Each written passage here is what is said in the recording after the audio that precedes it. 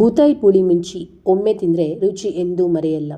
Hello ನನ್ನ ಕುಟುಂಬದವರೇ, welcome back to my channel. ಬನ್ನಿ ಇವತ್ತು ಬೂತಾಯಿ ಪುಳಿ ಮುಂಚಿ ಹೇಗೆ ಮಾಡೋದು ಅಂತ ನೋಡೋಣ. ಮೊದಲಿಗೆ ಏನೆಲ್ಲ ಸಾಮಗ್ರಿಗಳು ಬೇಕು ಅಂತ ನೋಡೋಣ. ಬೂತಾಯಿ ಮೀನು ಕ್ಲೀನ್ ಮಾಡಿ ಅರಿಶಿನ ಹುಡಿ ಮತ್ತು ಉಪ್ಪು ಹಾಕಿ ಮಿಶ್ರಣ ಮಾಡಿ ಸ್ವಲ್ಪ ಹೊತ್ತು ಸೈಡಲ್ಲಿ ಇಡಿ. ಮಸಾಲೆ ಮಾಡಲು ಬೇಕಾಗಿರೋ ಸಾಮಗ್ರಿಗಳು ಇಲ್ಲಿ: ಕೊತ್ತಂಬರಿ ಬೀಜ 3 ಟೇಬಲ್ ಸ್ಪೂನು, ಮತ್ತು ಜೀರಿಗೆ 1.5 ಟೇಬಲ್ ಸ್ಪೂನು, ಕರಿಮೆಣಸು 1 ಟೇಬಲ್ ಸ್ಪೂನ್, ಮೆತ್ತಿ 10 ರಿಂದ 15 ಕಾಳು, ಓಮ ಬೀಜ ಒಂದು ಅರ್ಧ ಟೇಬಲ್ ಸ್ಪೂನ್, ಮತ್ತು ಕೆಂಪು ಮೆಣಸು 10, ಸಣ್ಣ ಗಿಡ್ಡ ಮೆಣಸು ಒಂದು 2 ತಗೊಂಡಿದ್ದೇನೆ, ಮತ್ತು ಈರುಳ್ಳಿ 1, ಮತ್ತು ಬೆಳ್ಳುಳ್ಳಿ ಎಸಳುಗಳು ಒಂದು 5 ರಿಂದ 6 ಎಸಳು, ಮತ್ತು ಸ್ವಲ್ಪ ಅರಶಿನ ಹುಡಿ, ಮತ್ತು ಹುಣಸೆ ಹುಳಿ ಅದು 1 ಲಿಂಬೆ ಗಾತ್ರದಷ್ಟು ಬೇಕಾಗುತ್ತೆ. ಆಯಿತಾ?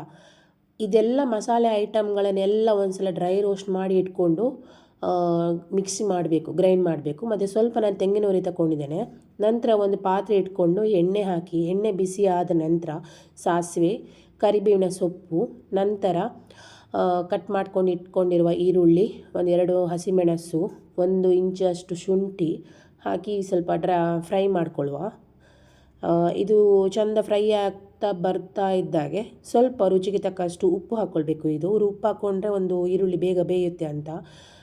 ಆಮೇಲೆ ಸ್ವಲ್ಪ ಟೊಮೆಟೊ ಹಾಕಿ, ಆಮೇಲೆ ಅರೆದುಕೊಂಡು ಇಟ್ಕೊಂಡಿರುವ ಮಸಾಲೆ ಉಂಟಲ್ಲ ಅದನ್ನು ಹಾಕಿ ಚೆನ್ನಾಗಿ ಕುದಿ ಬರಿಸಬೇಕು.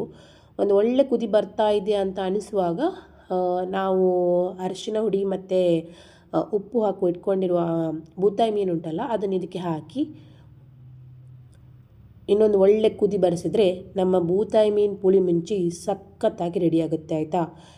ಸೈಡಲ್ಲಿ ಬೇಕಾದರೆ ಸ್ವಲ್ಪ ಕೊತ್ತಂಬರಿ ಸೊಪ್ಪು ಹಾಕಿ ಗಾರ್ನಿಷ್ ಮಾಡಿದರೆ ಬಾಯಿ ಚಪ್ಪರಿಸ್ಕೊಂಡು ತಿನ್ಬೋದು, ಆ ಥರ ಆಗಿರುತ್ತೆ. ನಿಮಗೆಲ್ರಿಗೂ ಈ ರೆಸಿಪಿ ಇಷ್ಟ ಆಗಿದೆ ಅಂತ ಭಾವಿಸ್ತೇನೆ. ಇಷ್ಟದಲ್ಲಿ please like, comment and share.